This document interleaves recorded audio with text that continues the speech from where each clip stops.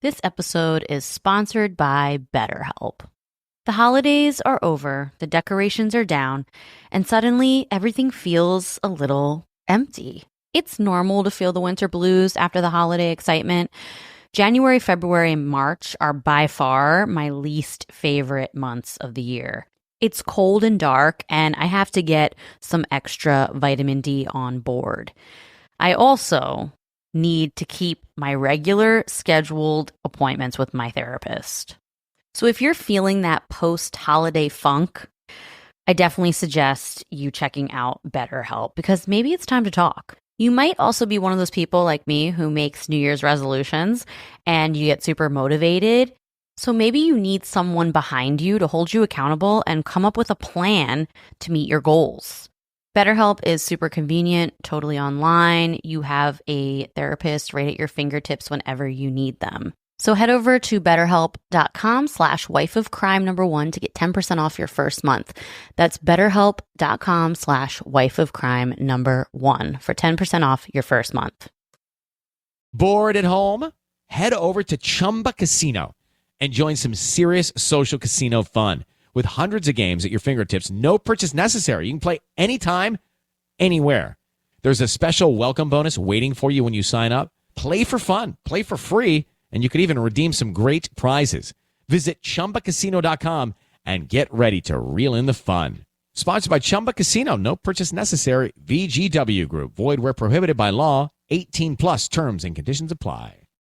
This podcast is an unscripted, unedited conversation about true crime. We take the cases very seriously, but I don't take myself seriously at all, and neither should you. Welcome to Wife of Crime. So Russ, on this podcast, we talk a lot about if killers are born or if they're made. But you know what? The answer is probably both. The story I'm going to tell you today is going to be more on the argument of it being genetic. Like, there may actually be a killer gene at play. This is part 2 of the saga that is the Weaver family.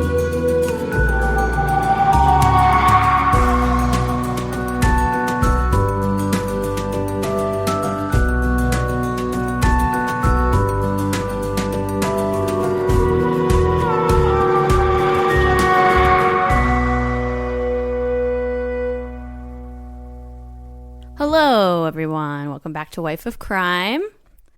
So, if you're new here, which you might be because this is a collaboration with Military Murder Podcast, then let's introduce ourselves. My name's Jess. It's your boy Russ. And that's Russ. That's my husband. A.K.A. the most unprofessional professional profiler.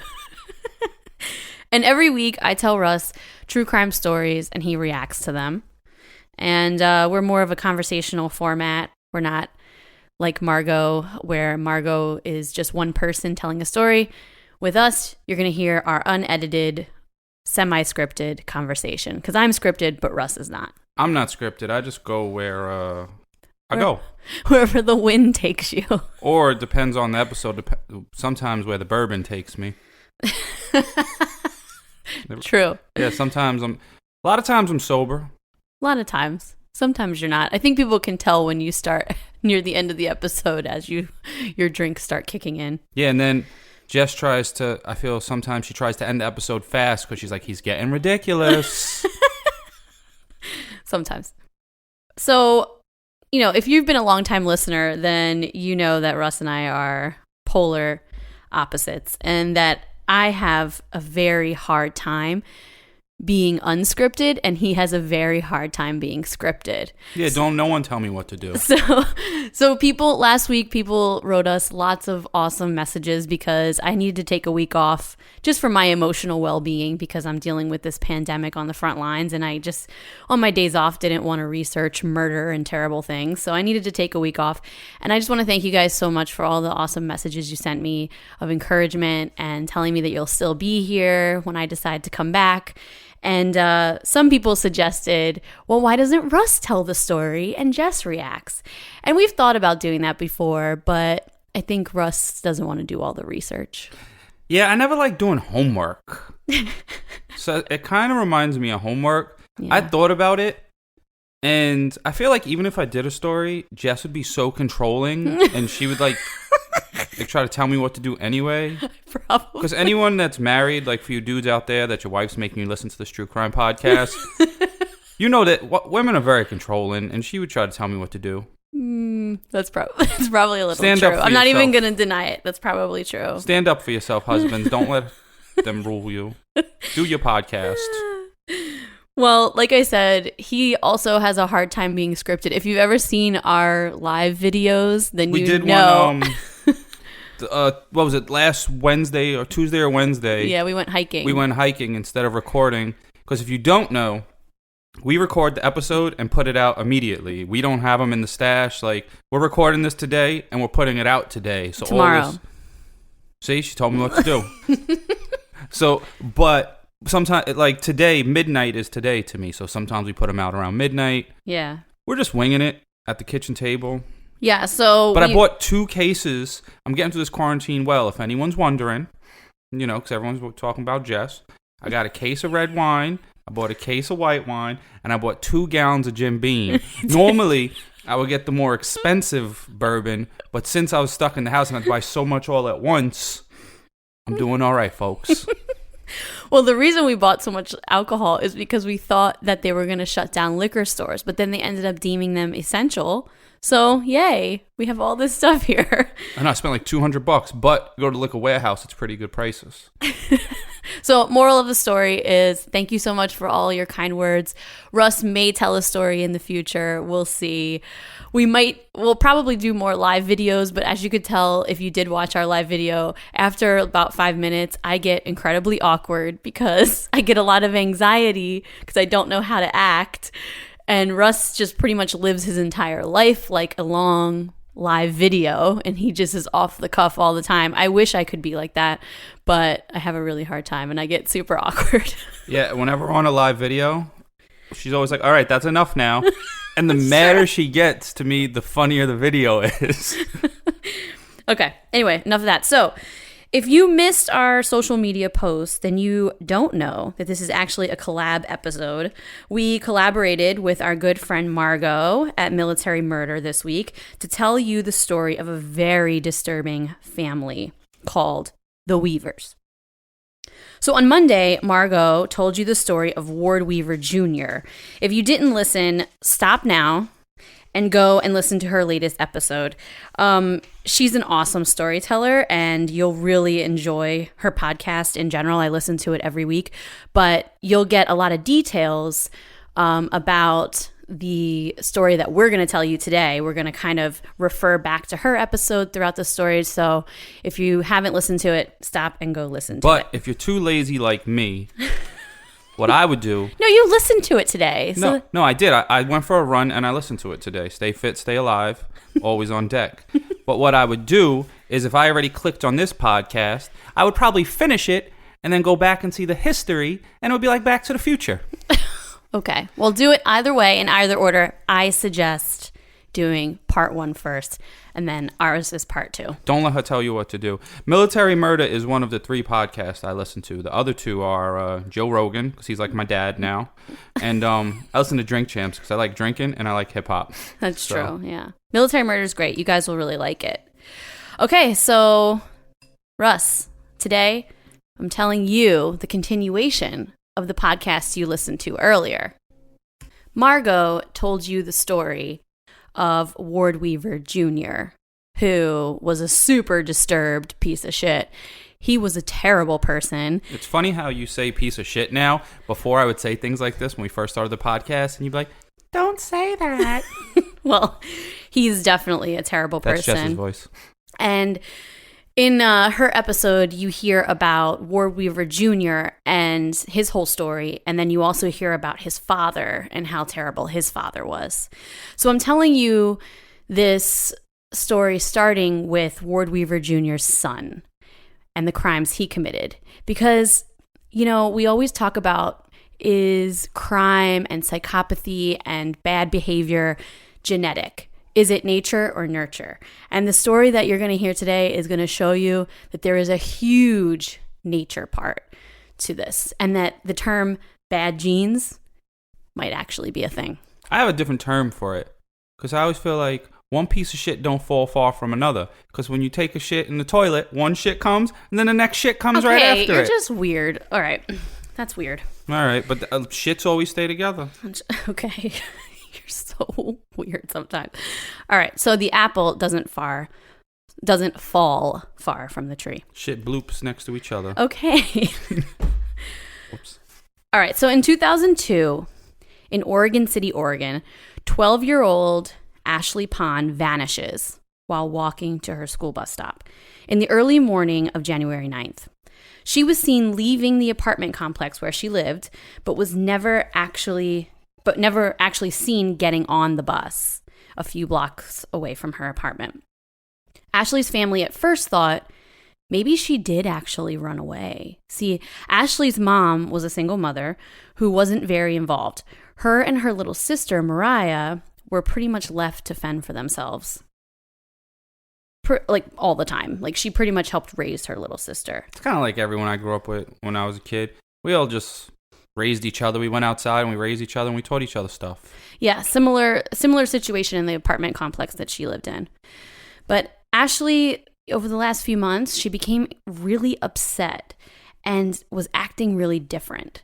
And she was angry all the time. And family and friends said that Ashley seemed super upset about something, but they couldn't figure it out and she wouldn't tell them what it was. So some of them attributed it to being a preteen and that teenage hormonal brooding. But other people noticed that she was increasingly more angry and kind of becoming an introvert.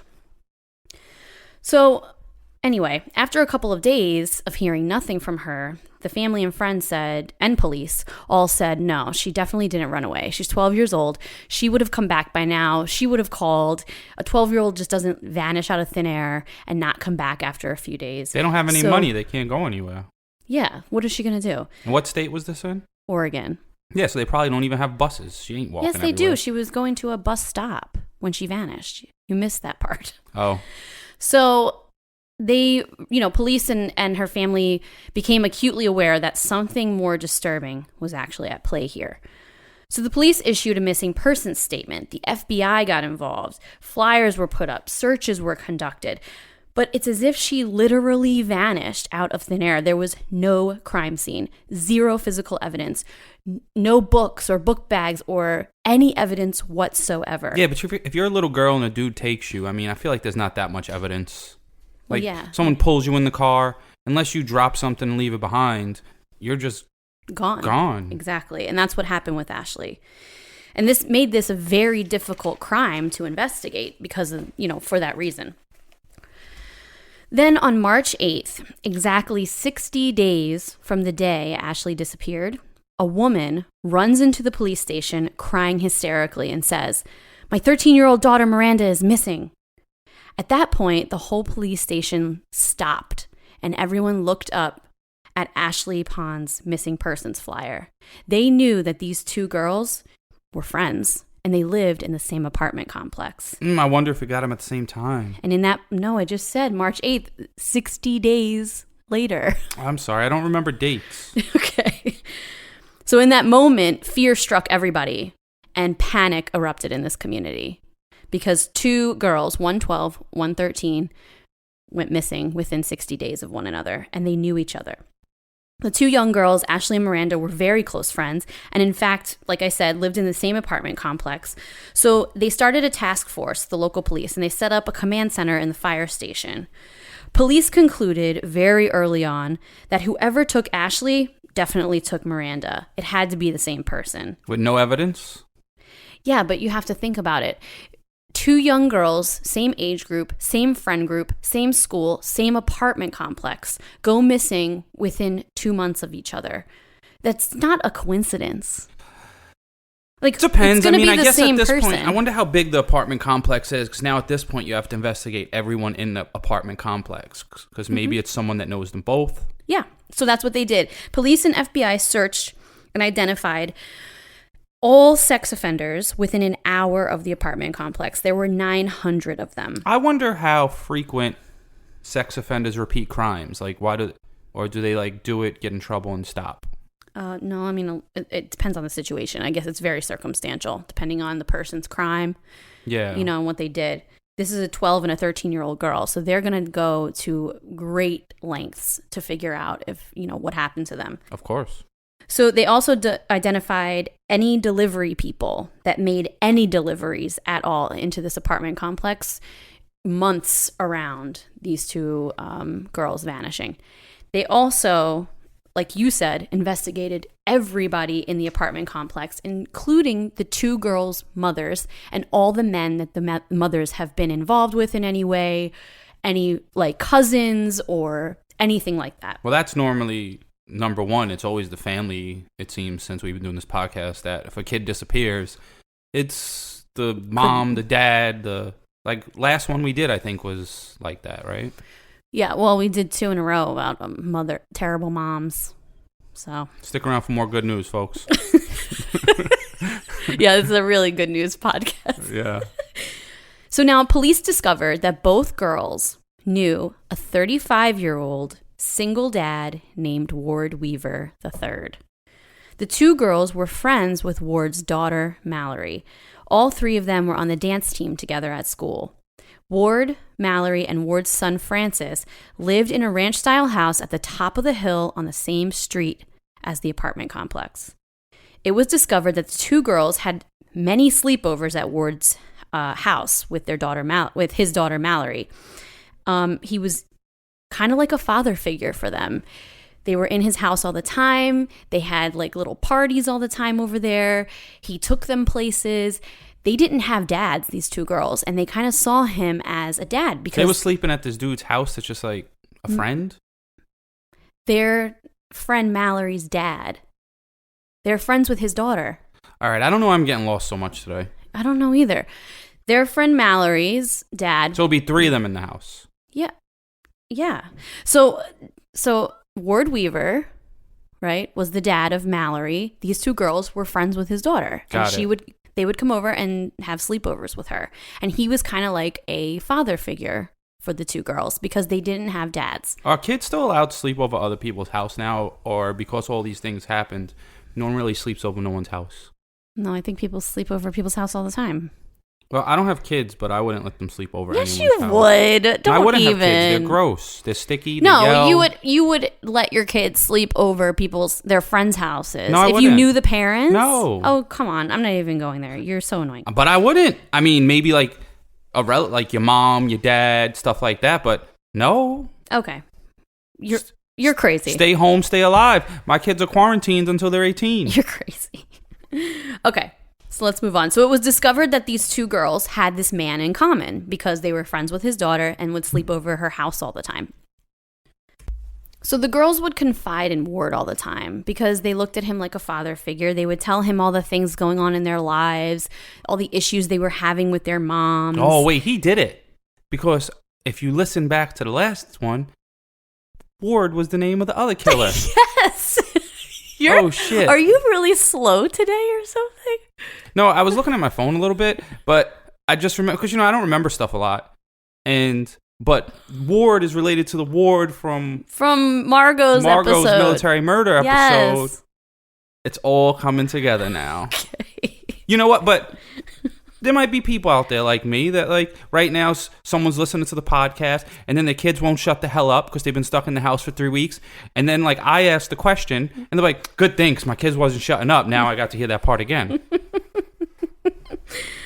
Okay. So in early June, a source close to the Pond family, which is Ashley's family, gave a tip to a reporter that they think Ward Weaver was involved in the disappearance. They should have listened to Military Murder. They would have knew.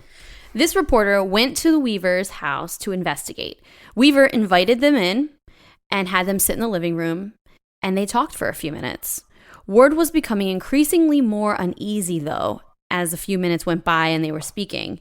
And then finally, out of nowhere, Ward says, I'm the FBI's number 1 suspect. But then he insisted he's totally innocent. The reporter then published his innocent claims in the local newspaper, but this reporter wanted to know more about who Ward Weaver III actually was, so he kept digging. So as we heard from Margot, Ward's father, Ward Weaver Jr., and grandfather, Ward Weaver Sr., were like real winners, right? It seems as like Ward's grandfather has infected the gene pool with narcissism, psychopathy, and just overall piece of shitness, which infected his son and then infected his son. The apple doesn't fall far from the tree. Or the shit stays together.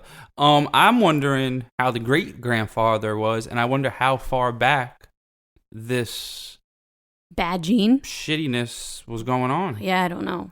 We know up to Ward Weaver's grandfather.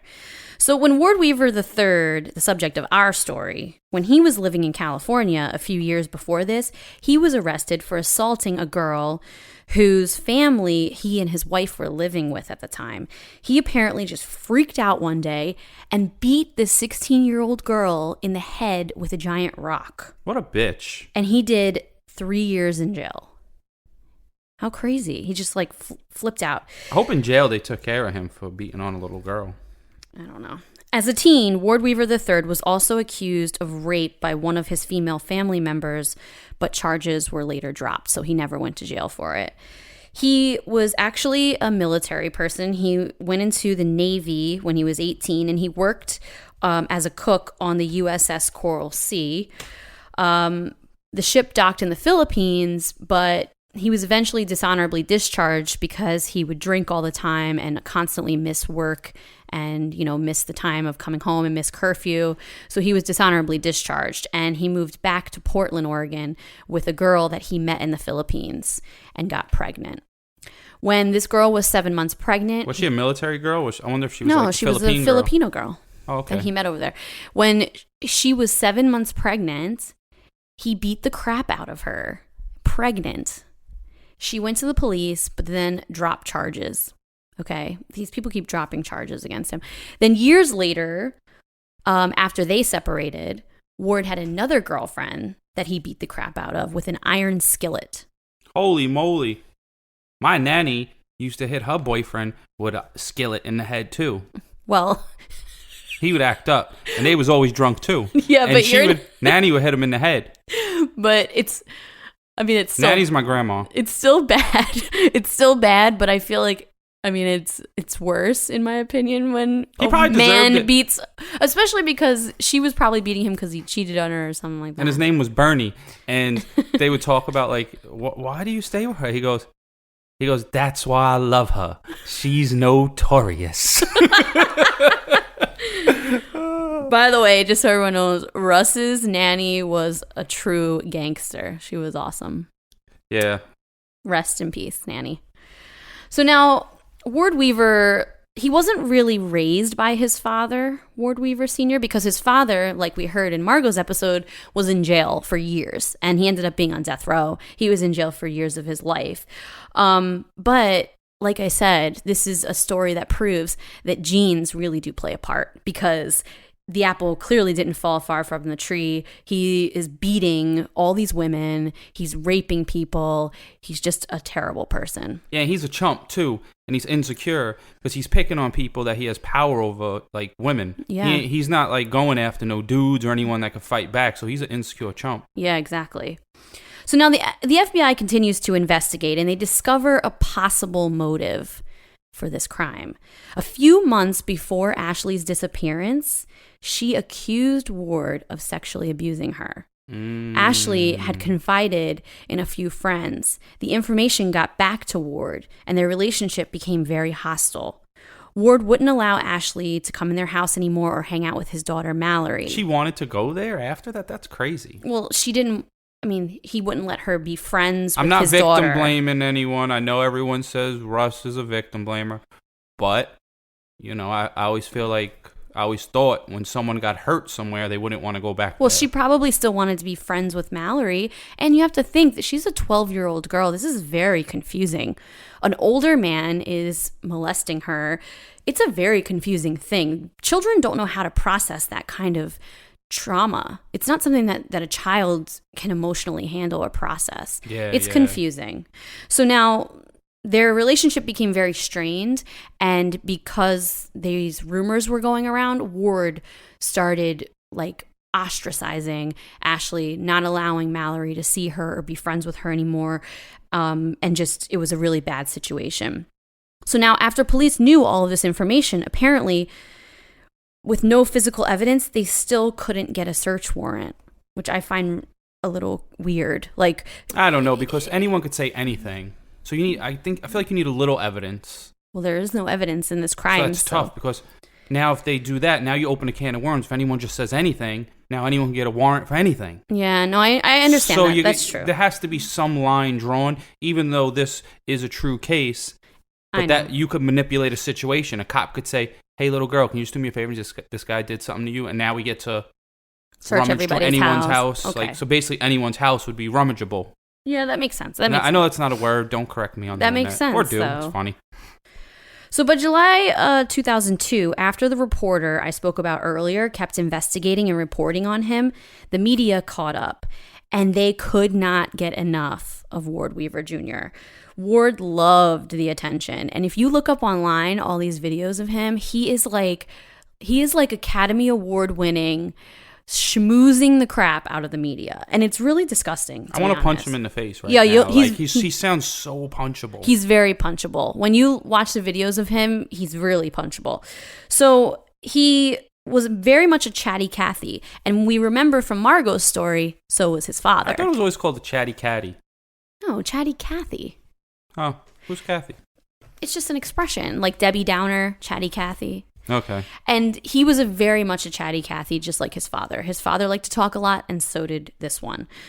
So now more people in the community, in turn, they started speaking out. When they started seeing him on the local news all the time, they started speaking out too and saying, no, this guy there's something fishy going on. They should jump him. I always say, when you think something's wrong, jump him. Well, the community didn't jump him. Instead, they went and talked to reporters and said they need to search this guy's property. This guy knows something. He has bad character. There's some crazy motives. This girl accused him. Something's going on. So it was kind of like becoming a war in this community. This is a town full of profilers. Look at them. Respect. Yeah, they were really... But jump them. They were really upset. You guys already know because we have been talking about them for a while now. Via Hemp is by far one of our favorite sponsors we've ever had, okay? We use their products all the time. Maybe you're a little like me. You're a little anxious. You have a hard time settling down. You're kind of wound up a lot. If that's you, Via Hemp products are for you. Check out their website. You will find something that speaks to you. Maybe you're like Russ. You have a hard time sleeping because you have bad nerve pain or chronic pain. Then Via Hemp is for you because their gummies will help you get some quality sleep. Maybe you're looking to have a really good time. Maybe you just really like edibles. You want to laugh. You want to get the munchies. You want to watch a movie and have a really strong belly laugh.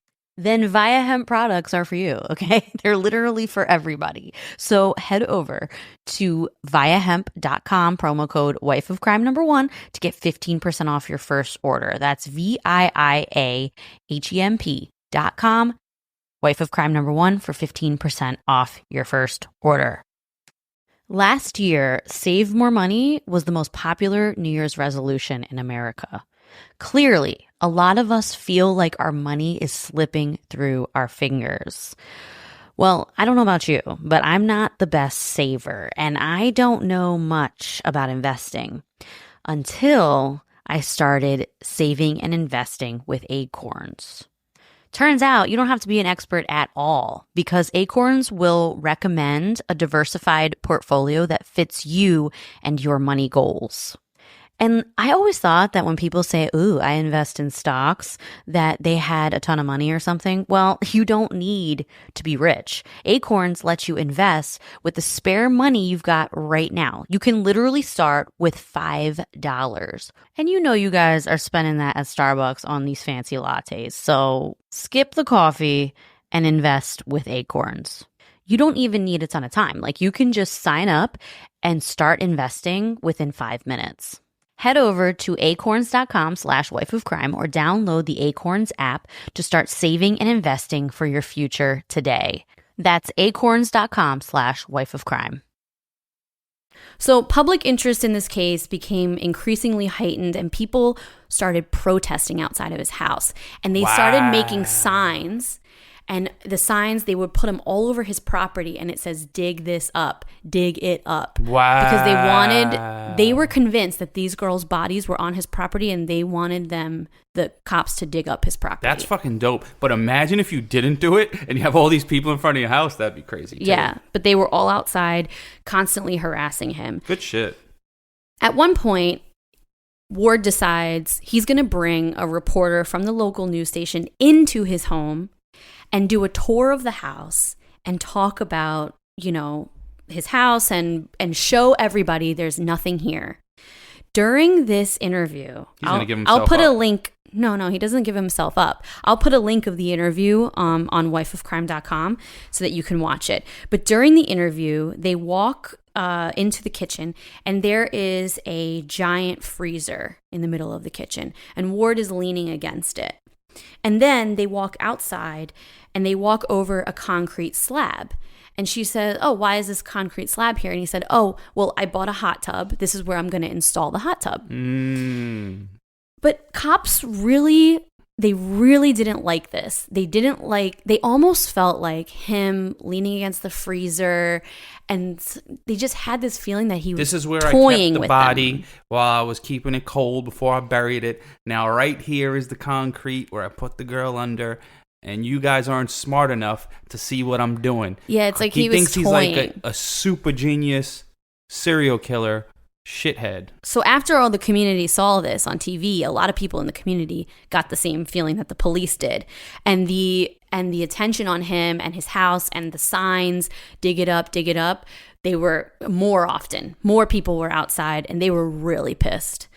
So now by late summer, Weaver decides he doesn't want the attention anymore. He's over it. People are getting too hostile, and he can't take it. So on August 13th, Weaver packed up all of his stuff, and he's ready to leave town. His son and his son's girlfriend, Brandy, helped him pack. Brandy was taking a shower when all of a sudden, Ward busts into the bathroom, grabs Brandy out of the shower, holds her down, strangles her, and attempts to rape her. She kicks and fights and runs out of the house, wrapped in the shower curtain. Wow, always fight back or run or something like that, always. Well, she runs down the street and finds someone to help her call police. A passing motorist pulled over because they see a girl running in a shower curtain. They call police, and Weaver jumps in his car and is rushing down the highway. Police chase him, and they catch him and arrest him. And this is what police needed for a search warrant to search Ward Weaver's property. Well, that is a probable cause right there. So police searched the property for 2 days, okay, with hundreds of onlookers. So there's across the street, there's a hill, and there were the entire community, hundreds of people are just standing there watching the police search this property. In my mind, for 2 days. This is crazy. I feel like it's like an arena. There's people selling popcorn to the people watching, and it's like a big ordeal. It's not like they're not celebrating it. They're all really upset, but they all are so invested. This community is very invested in finding these girls. And so many people in this community had a feeling that he did it, and they all wanted to see it play out. Respect, but they also seem a little nosy just staying there watching them dig. Well, to each their own. So they find Miranda's body first. She was stuffed in a box in the shed. On the second day, they found Ashley buried under the concrete slab. The concrete slab that he took the reporter on and spoke about installing a hot tub on top of. Knew it. This sounds very similar to Ward Weaver Jr., his father, because remember, his father, when he was a child, buried the body of a woman in their backyard and built a wooden slab for his wife to stand on and hang the laundry. Do you remember that from Margot's story? He probably got this idea from his father. His other piece. He took of a shit. page out of his book. Man. So at this point, Ashley was missing for 8 months and Miranda for 5 months. Weaver is indicted on 17 charges. Police and prosecutors wanted the death penalty. They were like, no, this guy's going down. We're seeking the death penalty automatically. On October 4th, 2002, he pleads not guilty to all charges.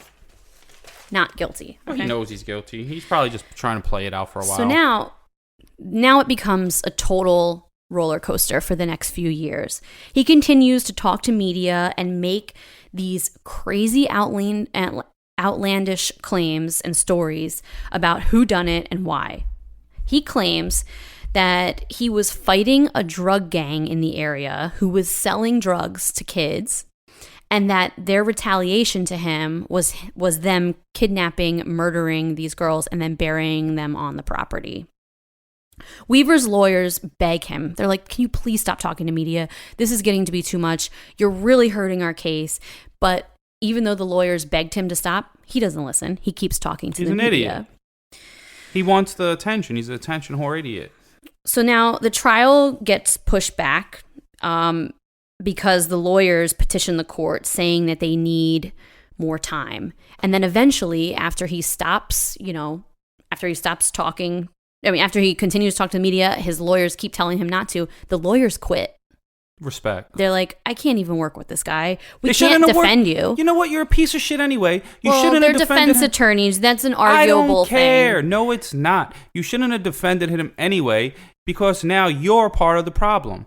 So, if you do defend him, you sandbag it. Like when you're playing baseball and you don't hustle down the first baseline and I'm out anyway. So now, Russ, we could argue all day about defense attorneys and their jobs, especially criminal defense attorneys, and if their job is ethical or not. But in the end of the day, someone is still innocent until proven guilty, and they deserve a counsel who will defend them. Because the prosecution always has the upper hand. It is on the burden of the prosecutors to prove guilt. But in a situation like this, people are going into it thinking he's guilty. So these defense attorneys are just trying to do their job. In this country, you're guilty until proven innocent. Exactly. So it's really the other way around, because if you were innocent until proven guilty, they wouldn't be holding you in jail. But that's my point. But I'm not done yet. I almost lost my train of thought now. Oh, no, you shouldn't defend people like him because some cases, it's obvious that they're guilty. This one is obvious. They're in his yard. He choked the girl. It doesn't matter. So don't take the case. If you take this case, you're a piece of shit scumbag. And if you're a lawyer listening right now that would take this kind of case, you're a piece of shit scumbag. I don't care about no stupid ass oath you took. You know what you could do with that oath? Take it and stick it up your ass, or go defend someone that's you think is innocent. Okay. I get your point. Hashtag stick it up your ass. I totally get your point, and I see what you're saying. Believe me, I'm not against you. I'm not arguing with you, but you have to admit that defense attorneys do serve a purpose. There are a lot of people who go on trial who are innocent, and they need defense counsel to prove they're innocent. Yes, but when there's 100%, there's a video of a guy stabbing a guy in the head, and you defend it or something, you're a low-life scumbag. Okay, you're so passionate. Yes, no, whatever, I'm just right. All right, so his lawyers quit, right? And he hires new lawyers. So now he has these two new defense attorneys, and they push the trial back again because they say, well, he's our new client. We need an entire year. This is a death penalty case. We're fighting for this man's life. We need a whole year to prepare. So now the trial gets pushed back a year. In early 2004, Ward starts to act very erratically. He started acting totally psychotic in jail, claiming he's hallucinating. So his lawyers make a motion to have him seen by a psychiatrist at a psych hospital and get an evaluation, which pushes the trial back even more. He's acting so crazy. He's saying that he's hearing these voices. He, at one point... His dad, or was it his dad or his grandfather? His one dad. of them said that he had a male voice and a female voice. Yeah, he did say that. But I don't believe that shit neither. Well, I definitely believe that it's a possibility. But for him... It's still not an excuse. I don't believe it's possible for him because he didn't start acting like this or talking about it until he was on trial. Whereas his father talked about it later after he was put in jail. Mm-hmm. So now, anyway, so Ward is acting so crazy. At one point, he takes toilet paper and shoves it so far in his ears that he has to get it removed by a doctor because he's saying that he doesn't want to hear the voices. So he's shoving toilet paper in his ears. I got a funny story about that kind of story. What? When I was a little kid, my sister, she ain't gonna like this story. She always used to take, this is way off topic, but whatever, that's what we do. She's gonna be so mad at you. There used to be fuzz in pillows and stuff. And she's gonna be so mad at you. She was probably like 4, 3. She would call it caca. She's gonna be so upset. She would call it caca, and she would always she would like to rub it on her face real soft. Like, so if you took a fuzz and you rub it on her face, she would like close her eyes and just lay there like with a little smile. But then one time she was in a room and it was mad quiet, and she came out of the room where caca shoved so far up her nose and all the way in her ears, she couldn't get it out. And she just kept saying caca. Did you have to take her to the hospital? I think my mom got like tweezers. It was like in her brain. It was like a coronavirus test. That joint was all the way up her nose and all in her ears. Oh, shout out to Carrie for this embarrassing story that Russ just told about you for 40,000 people to listen to. Caca. All right, so anyway, where was I? So now the judge declares Weaver unfit to sit trial. And this was a way for him to continue to control the situation. So the theme we're noticing with the Weavers is these men love to control, okay? They love to control women. They love to control their environment. And so Ward Weaver, with the media, he used the media to control the situation, telling his side of the story, constantly putting himself in the spotlight to make sure that he had control. And this is just another way, him faking this mental illness and getting his trial pushed back is just another way for him to remain in control. So in late 2004, he appears in court heavily medicated. And the judge says, okay, now you can stand trial. He's like almost comatose. Yeah, fuck it. Ward Weaver finally gets a trial date set for 2005. But in late 2004, Mallory, his daughter, who was friends with the two girls, calls her father in jail and begs him not to go on trial. She begs him to confess and says, can you just plead guilty because I'm going to have to testify against you. You've already ruined my life. You killed my friends. And now I have to come and testify against you. So he does. He changes his plea to a guilty plea and he takes the plea bargain. Wow. And he's sentenced to life in prison without the possibility of parole. Is he still alive? Yeah, he's still in prison. Hey, if anybody listens to this podcast, I know you guys sneak your phones in, beat them up. And then, any of the prisoners? Yeah. Said? Oh, okay. Beat them up and then send me evidence. And I will send you calling cards. $10. I'll put a $10 bounty on them. So at this point, he's in jail and he gets this life sentence, but no questions yet have been answered. He doesn't confess to why he did this, why he killed these two little girls. And this is something that nags the two girls' families. They just want to understand why. Why would you do this? It's not like in the other situations where, he was a woman abuser because he was dating these women. These were two little girls that were just friends with his daughter. Like, what is the purpose? I don't think everyone has a reason. Some people are just lowlives and they're terrible people. So there isn't always a motive. Sometimes people's heads just aren't right. The motive is you're not a good person. That's it. Well, when it's your family member, you want to know why. So 5 years later, in 2009, Miranda's sister, Mariah, who was constantly wondering why and tired of wondering, decides she's going to talk to him and she wants the truth. So she goes to jail and visits him in jail, and she sits down and asks him point blank, why? Why did you hurt my sister? Why did you hurt Miranda and Ashley? And on about her fourth visit, it took 4 visits of her asking him before he finally said what really happened. And on her 4th visit, he finally broke. He told her that Ashley deserved it, that he didn't regret killing Ashley one bit. He says that he did it because she told people that he molested her and he didn't want it getting around, so he killed her, and he doesn't care. He did say that when it came to Miranda, though, he started crying and saying that he only killed her because he thought that she saw him move Ashley's body one day. And to not take the chance of getting caught, he killed her. So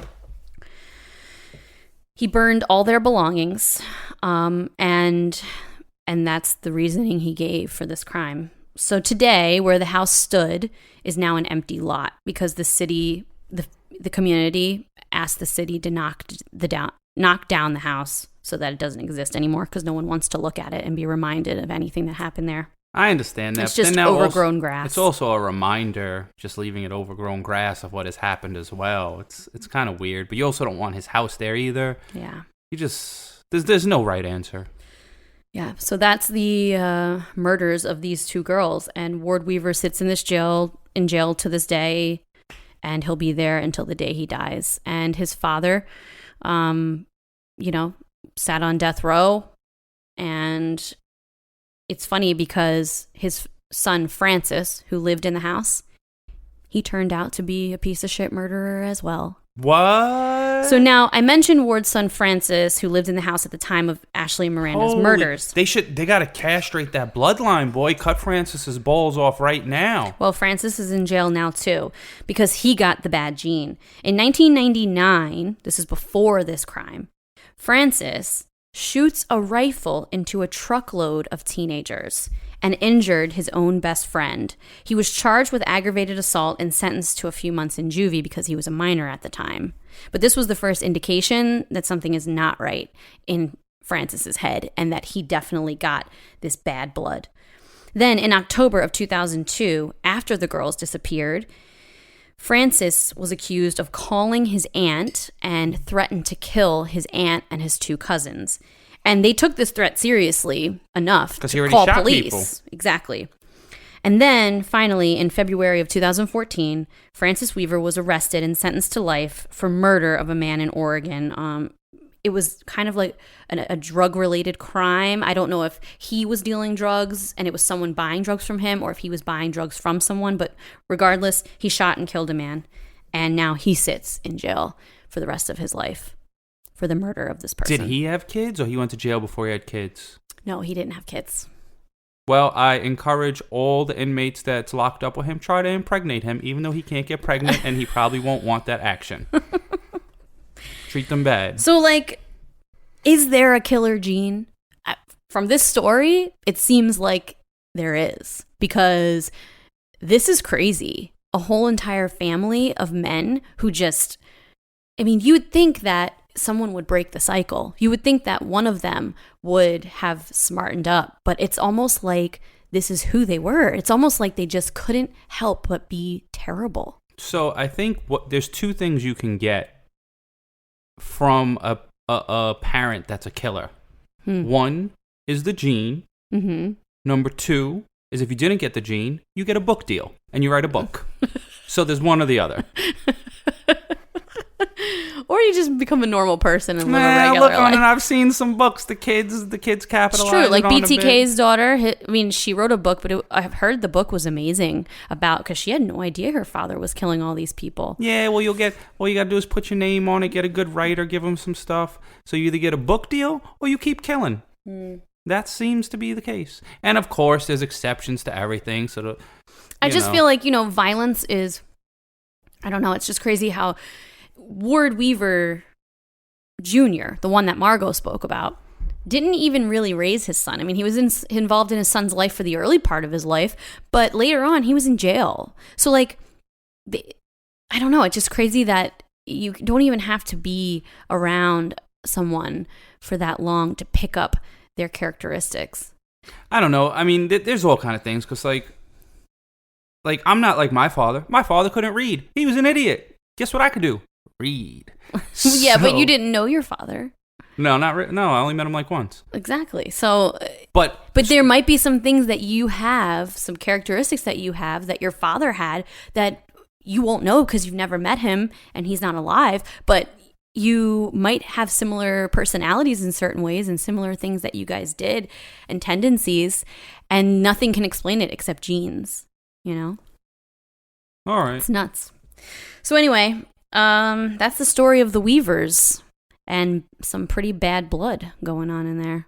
Yeah, if I hate to say this, but if you're a relative of the Weaver, I hope they cut your balls off and you can't have any kids. Well, there were other siblings. So there were female siblings of Ward Weaver Jr. had, I think, 2 daughters in addition to Ward Weaver III. And there's nothing talked about them. I mean, no one says anything about them. You don't even hear about them in the news. So I'm sure they're just regular people living a regular life, and they're probably just really ashamed of the people in their family and the things that they've done. Get a book deal. They give everyone a book deal. Well, I hope you guys enjoyed this collaboration episode with Margot. And we had a lot of fun doing it. We've talked about doing a collaboration for a really long time, but it just never happened until now. But this was the perfect opportunity because, you know, these are military men and there's a military influence and they're just a terrible family. And I thought it was a pretty cool collaboration. So if you listen to this the way I would have listened to it just because you happen to be here and you finished ours, now go listen to hers and you could be like Marty McFly and go back to the future and you could like catch the past. Okay. Yeah, but now they're going to hear about the dad and the grandpa if they didn't go back and listen to us first, which you probably should have did because that's the right way, I know. Well, I hope you guys have a wonderful week. Thank you so much for listening and being so supportive and wonderful, and we'll talk to you guys soon. I wasn't even done talking. You can check us out at wifeofcrime.com, and then check us out on Instagram at wifeofcrimepod. We might go live later today or tomorrow when we're really drunk and just read the reviews of people roasting me. But they'll still give us 5 stars. And then we got a Facebook group called Wife of Crime, the Crime Family, too. Check that out. But if you have Instagram, go there first. Because, I don't know, we're on there more. Use that one more. And that's where I'll go live, because I don't even know if Facebook does that. All right, guys. Have a wonderful week. We'll talk to you soon. I'm out. Bye.